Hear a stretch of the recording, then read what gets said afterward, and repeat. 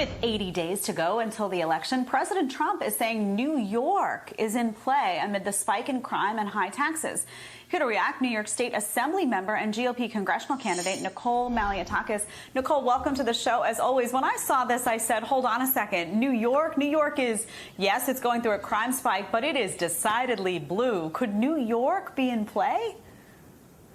Well, I certainly think so, and there'll definitely be parts of this state that Trump will win overwhelmingly, including my congressional district. This is a district he won by 10%. It's currently held by a Democrat in Congress, and we're going to take it back this year. And we're really excited about all of that and bringing fresh vision to this city and state, because people are extremely upset with the rising crime, the rise in taxes. They're really disgusted by the fact that our congressman marched with the defund the police crowd in front of our local precinct. And this is happening all over the state. In fact, the people that complain the most are the ones that voted against the president in 2016, and I think that they're going to be reconsidering this November. So what are the key issues that President Trump should be speaking about? You mentioned the crime. I know people have fled Manhattan, have fled many of the boroughs as a result of feeling that, Bill de Blasio, for example, is not supporting local law enforcement. What should President Trump be talking about in terms of particularly targeting a lot of those congressional seats for Republicans?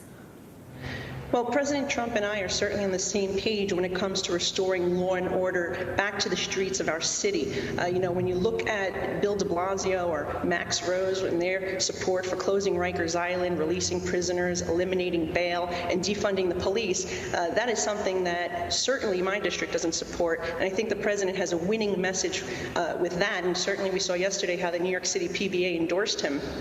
Also, the economy. Our restaurants are struggling.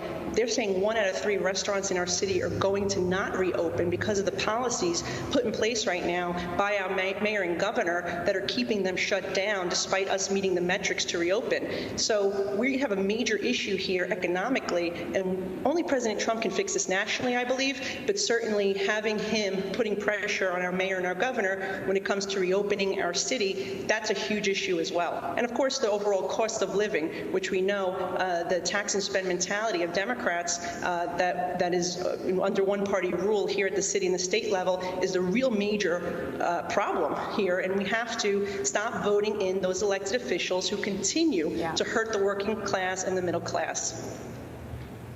Yeah, I mean, Nicole, at this point, someone in leadership is going to have to incentivize people to stay in New York and make them feel that it is a safe place, that it's a safe place for their businesses, that their businesses can and will succeed, and that law enforcement, if someone needs to call the police, that the police will be supported and will be able to come to their aid. So it remains to be seen how these election results will go, but we'll be watching closely. Thanks so much for being here, as always.